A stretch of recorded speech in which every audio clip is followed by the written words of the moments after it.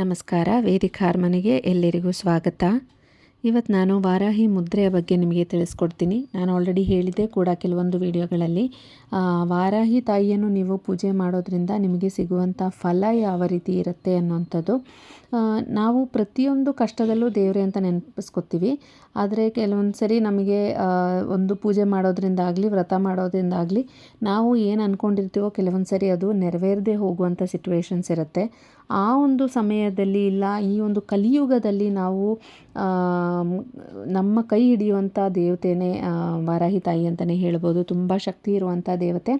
ಎಷ್ಟೋ ಜನಕ್ಕೆ ತಾಯಿಯ ಬಗ್ಗೆ ತುಂಬ ಚೆನ್ನಾಗಿ ಗೊತ್ತಿದೆ. ಹಾಗೆ ತಾಯಿಯ ಸಣ್ಣ ಪುಟ್ಟ ಮಂತ್ರಗಳು ಕೂಡ ಗೊತ್ತಿರುತ್ತೆ. ಕೆಲವೊಂದು ಮಂತ್ರಗಳು ನಾವು ಗುರುಗಳಿಂದನೇ ಪಡಿಬೇಕಾಗುತ್ತೆ. ಅದನ್ನು ಕೂಡ ನಾನು ನಿಮಗೆ ತಿಳಿಸ್ಕೊಟ್ಟಿದ್ದೆ. ಅದು ಹೇಗೆ ಯೂಸ್ ಮಾಡಬೇಕು ಅದು ಅವರಿಂದನೇ ನಾವು ತಿಳ್ಕೊಬೇಕಾಗತ್ತೆ. ಈ ಕೆಲವೊಂದು ವಿಷಯಗಳು ನಾವು ಈ ಯಾವುದೇ ಒಂದು ಪ್ರಾಬ್ಲಮ್ ಇಲ್ದಿರ ನಾವಾಗೇ ಯೂಸ್ ಮಾಡುವಂಥ ಕೆಲವೊಂದು ಸಣ್ಣ ಪುಟ್ಟ ಮಂತ್ರಗಳು ಹಾಗೆ ಮುದ್ರೆಗಳನ್ನು ಮಾತ್ರ ನಾವು ತಿಳಿಸ್ಕೊಡೋಕ್ಕೆ ಸಾಧ್ಯ. ಅದರಲ್ಲಿ ಒಂದು ಕೂಡ ಈ ವಾರಾಹಿ ಮುದ್ರೆ.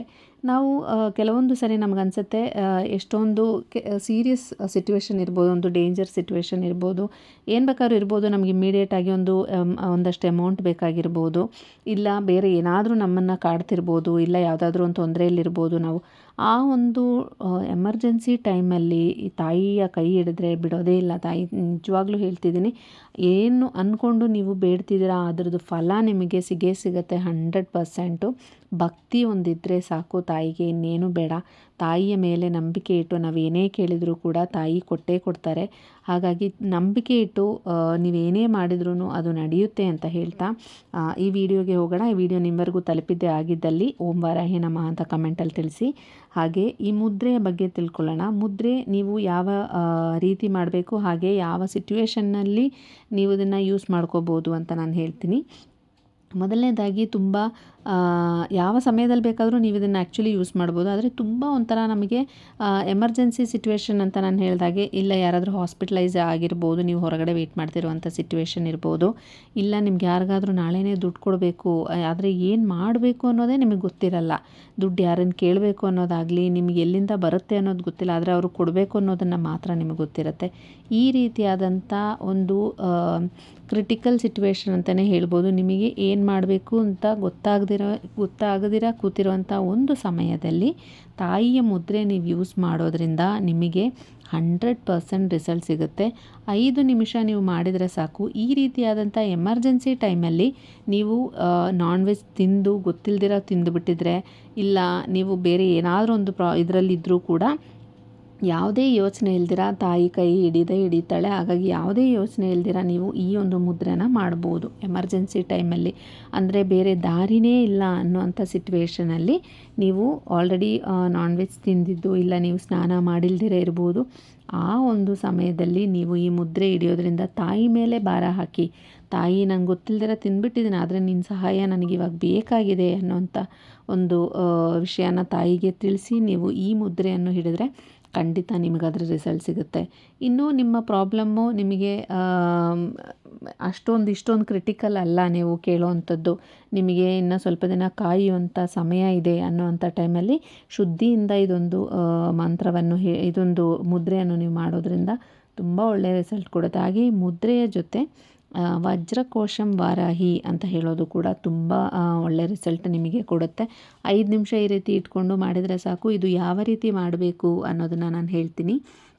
ನಿಮ್ಮ ಎಡಗೈನ ಮೊದಲನೇ ಬೆರಳು ಏನಿದೆ, ಇದು ತಾಯಿ ಬೆರಳು ಅಂತ ಹೇಳ್ತೀವಲ್ಲ, ನಾವು ಆ ಬೆರಳನ್ನು ಮಡಚ್ಕೋಬೇಕು ಒಳಗಡೆ ಫಸ್ಟು. ಆಮೇಲೆ ನಂತರ ಬಲಗೈನ ಮೊದಲನೇ ಬೆರಳನ್ನು ಎಡಗೈನ ತೋರು ಬೆರಳು ಏನಿದೆಯಲ್ವ ಆ ಬೆರಳ ಜೊತೆ ಸೇರಿಸಿ, ಇದು ಫೋಟೋದಲ್ಲಿ ನಾನು ತೋರಿಸಿದ್ದೀನಿ, ನೀವು ನೋಡ್ಬೋದು. ಬಲಗೈನ ಮೊದಲನೇ ಬೆರಳನ್ನು ಎಡಗೈನ ತೋರು ಬೆರಳ ಜೊತೆ ಸೇರಿಸಿ ಇಟ್ಕೋಬೇಕು. ನಂತರ ಮಿಕ್ಕಿದೆಲ್ಲ ಬೆರಳುಗಳನ್ನು ಒಳಗಡೆಗೆ ಮಡಚಿಟ್ಕೋಬೇಕು. ಒಂದ್ರ ಮೇಲೊಂದು ನಾವು ಕೈಯನ್ನು ಜೋಡಿಸಿ ಮಡಚಿಟ್ಕೋಬೇಕಾಗತ್ತೆ. ಈ ರೀತಿ ಮಾಡೋದನ್ನು ನಾವು ವಾರಾಹಿ ಮುದ್ರೆ ಅಂತ ಹೇಳ್ತೀವಿ. ಈ ರೀತಿ ಕೈಯನ್ನು 5 ನಿಮಿಷ ಇಟ್ಕೊಂಡು ವಜ್ರಕೋಶಂ ವಾರಾಹಿ ಅಂತ ಹೇಳ್ಬೋದು. ಇಲ್ಲ ನಿಮಗೆ ವಾರಾಹಿ ಮಂತ್ರ ಗೊತ್ತಿದ್ದಲ್ಲಿ ನೀವು ವಾರಾಹಿ ಮಂತ್ರವನ್ನು ರಿಪೀಟ್ ಮಾಡ್ಕೋಬೋದು. ಏನೂ ನಿಮಗೆ ನೆನಪಾಗ್ತಿಲ್ಲ ಅಂದರೆ ಆ ರೀತಿ ಇಟ್ಕೊಂಡು ನಿಮಗೇನು ಬೇಡಿಕೆ ಇದೆ ಅನ್ನೋದನ್ನು ತಾಯಿ ಮುಂದೆ ಇಡ್ಬೋದು. ತಾಯಿ ನಿಮಗೇನು ಕೊಡಬೇಕು ಅನ್ನೋದನ್ನು ತಾಯಿಯಲ್ಲಿ ನೀವು ಕೇಳ್ಕೋಬೋದು. ಇಷ್ಟು ಮಾಡಿದ್ರೇ ಸಾಕು. 5 ಮಿನಿಟ್ಸ್ ನೀವು ಈ ಮುದ್ರೆಯನ್ನು ಮಾಡಿದರೆ ನಿಮಗೆ ಏನು ಮಾಡಬೇಕು ಅನ್ನೋದು ತಾಯಿ ಡಿಸೈಡ್ ಮಾಡ್ತಾರೆ. ನಿಮಗೆ ಯಾವ ರೀತಿ ಮಾಡೋದ್ರಿಂದ ಒಳ್ಳೆಯದಾಗುತ್ತೆ ಅಂತ ತಾಯಿ ಡಿಸೈಡ್ ಮಾಡ್ತಾರೆ. ಕೆಲವೊಂದು ವಿಷಯಗಳನ್ನು ನಾವು ಎಷ್ಟೇ ಬೇಡಿಕೊಂಡ್ರು ದೇವರು ಕೊಡಲ್ಲ ಅಂತ ಹೇಳ್ತೀವಿ. ಅದು ಕೊಡದೇ ಇರೋವಂಥದ್ದಲ್ಲ. ಅದು ಕೊಡೋದ್ರಿಂದ ನಮಗೇನಾದರೂ ತೊಂದರೆ ಆಗ್ಬೋದಾ, ಇಲ್ಲ ಅದಕ್ಕೆ ಸಮಯ ನಮಗಿನ್ನೂ ಬಂದಿಲ್ವಾ, ಈ ರೀತಿಯಾದಂಥ ಕೆಲವೊಂದು ವಿಷಯಗಳಿರುತ್ತೆ. ನಮಗೆ ಕೊಡ್ತಾ ಇಲ್ಲ ಅನ್ನೋವಂಥ ಕೊರಗಲಿರೋದಕ್ಕಿಂತ ಯಾಕೆ ನಮಗೆ ಸಿಗ್ತಾ ಇಲ್ಲ ಅನ್ನೋದನ್ನು ನಾವು ಹುಡ್ಕೊಂಡು ಹೋಗಬೇಕಾಗತ್ತೆ. ಕೆಲವೊಂದು ವಿಷಯಗಳು, ಯಾವುದೇ ಒಂದು ವಾಹನ ತಗೊಳ್ಳೋದಾಗಲಿ, ಇಲ್ಲ ಬೇರೆ ಏನಾದರೂ ಒಂದು ವಿಷಯ ಬಂದಾಗ ತುಂಬ ಡಿಲೇ ಆಗ್ತಾ ಹೋಗುತ್ತೆ. ಅದಕ್ಕೆಲ್ಲ ಒಳ್ಳೆಯದಾದಂಥ ಒಂದು ಕಾರಣ ಇದೆ ಅಂತಲೇ ನೀವು ಅಂದ್ಕೊಂಡು ಹೋಗಿ ನೋಡಿ. ಯಾವುದೇ ಮನಸ್ತಾಪಗಳು ಬರಲ್ಲ. ನಾವು ಮನೆಯಲ್ಲಿ ನೊಂದ್ಕೊಂಡಾಗ ಏನಾಗುತ್ತೆ, ನೆಗೆಟಿವ್ ಆಗಿರುವಂಥ ಒಂದು ಎನರ್ಜಿ ಅಟ್ರ್ಯಾಕ್ಟ್ ಆಗುತ್ತೆ. ಹಾಗಾಗಿ ಅದನ್ನೆಲ್ಲ ಅವಾಯ್ಡ್ ಮಾಡ್ಕೊಳ್ಳಿ. ಈ ಮುದ್ರೆ ಏನಿದೆ, ಇದನ್ನು ಪ್ರತಿದಿನ ಬೆಳಗ್ಗೆ ನೀವು ಎದ್ದಿದ ತಕ್ಷಣ ನೀವು ಇದನ್ನು ಮಾಡ್ಬೋದು. ಇಲ್ಲ ನೀವು ದೇವ್ರ ಮುಂದೆ ಪೂಜೆ ಮಾಡ್ತಿರಲ್ಲ, ಆ ಒಂದು ಸಮಯದಲ್ಲಿ ಕೂಡ ಈ ಒಂದು ಮುದ್ರೆನ 5 ನಿಮಿಷ ಮಾಡಿ ನೀವು ವಜ್ರಕೋಶಂ ವಾರಾಹಿ ಅಂತ ಹೇಳ್ಬೋದು. ಇಲ್ಲ ಯಾವುದಾದ್ರೂ ವಾರಾಹಿ ಮಂತ್ರವನ್ನು ಕೂಡ ನೀವು ಹೇಳ್ಬೋದು. ಹಾಗೆ ರಾತ್ರಿ ಕೂಡ ನೀವು ಇದನ್ನು ಹೇಳ್ಬೋದು. ಸಂಜೆ ದೀಪ ಹಚ್ಚುವಂಥ ಸಮಯದಲ್ಲಿ ಕೂಡ ನೀವು ಇದನ್ನು ಹೇಳ್ಬೋದು. ರಾತ್ರಿ ವೇಳೆ ಮಾಡೋದು, ಇಲ್ಲ ರಾತ್ರಿ ವೇಳೆ ವಾರಾಹಿ ತಾಯಿ ಪೂಜೆ ಮಾಡೋದಾಗಲಿ ತುಂಬಾ ಒಳ್ಳೆಯದಂತ ಹೇಳ್ತೀನಿ. ಯಾಕೆಂದರೆ ತಾಯಿಗೆ ತುಂಬ ವಿಶೇಷವಾದಂಥ ಸಮಯ ಸಂಜೆ ಸಮಯ, ಅಂದರೆ ರಾತ್ರಿ ವೇಳೆ ತಾಯಿ ಎದ್ದು ಓಡಾಡುವಂಥ ಸಮಯ ಅದು. ಹಾಗಾಗಿ ಆ ಸಮಯದಲ್ಲಿ ನೀವು ಮಾಡೋದು ಕೂಡ ತುಂಬ ಉತ್ತಮ ಅಂತ ಹೇಳ್ತೀನಿ. ಹಾಗೆ ತಾಯಿಗೆ ತೆಂಗಿನಕಾಯಿ ದೀಪ ಹಚ್ಚೋದು ಕೂಡ ತುಂಬ ಒಳ್ಳೆಯದು.